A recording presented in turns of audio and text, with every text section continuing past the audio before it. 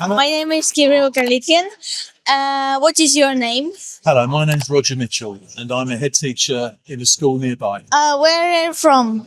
I'm from Surrey, which is southeast England, but I've lived in East London now for nearly 40 years, and this is where I live and work. Great. Uh-huh. Where do you work? I work as a head teacher at Ripple Primary School, which is in Barking in East London. Why did you choose this work? I've always wanted to be a teacher. I don't know where it came from. My mum and dad were medical people. My dad was a dentist and my mum was a doctor. But I didn't want to do that. I wanted to work with children always. And I've been very fortunate that I've been doing that for nearly 40 years now. And for the last 21 of those years, I've been a head teacher of my own school, which has been marvellous because I've been able to make it really nice. What is autism in simple words? Autism is something that makes a person very unique in their own way. And I think it's something that sometimes people are scared of, but I also think it's something that we need to learn to celebrate, because autism shouldn't be seen as something that stops you doing things. It should be seen as something that helps you to do things as well. What is important for adults to understand about children with autism? I think that adults need to accept every child as an individual. I think they need to make sure that they don't put labels on children just because they are autistic, because labels can restrict how people think about other people. So I think it's important to accept everyone for who they are, whether they're autistic or not autistic, whether they've got other challenges in their lives. But let's not think about it being a challenge. Let's think about autism as being a gift to be able to celebrate and find its uniqueness and what it can actually do. What do you do to help children like me learn at school? What we do is we have individualized learning programs. So we try to work with the ability and the age of the child in terms of their academic work, but also we try to create safe and secure spaces where children feel that they really belong and feel really welcome and don't feel that there's any need for them to be anybody but themselves. So they always feel safe and secure. Belonging is really important at my school. Everyone needs to feel that they belong, because if they feel like they belong, then everybody's happy.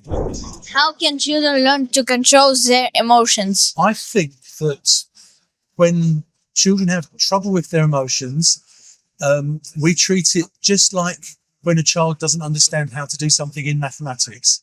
You know, my thinking is, if our expectation in maths is here and the child is here, then we don't expect them to jump. We move here and we move them up to where we want them to be and support them. If a child's emotions, we're expecting them to be able to be here, and at a particular time they're here, just the same as if it was a maths problem, we go to here and we help them to go to where they need to be secure. What can teachers and classmates do where a child is stressed? In my school, if a child is stressed or becomes dysregulated, we have what we call our regulation spaces.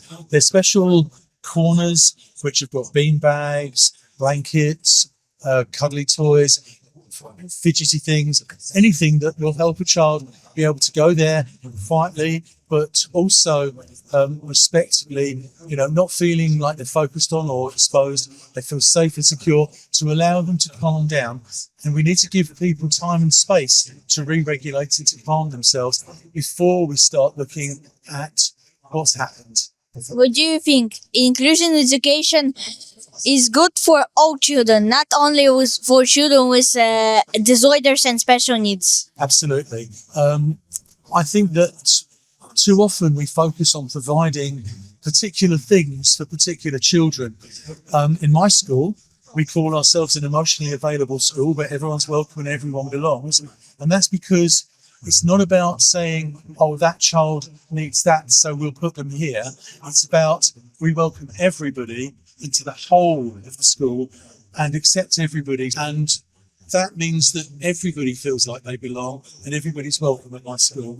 So it's not about saying, you need this, so we're going to give it to you and put you there to get it. It's about, you can get it anywhere in my school. In your opinion, where does autism comes from? Where does it come from? I think that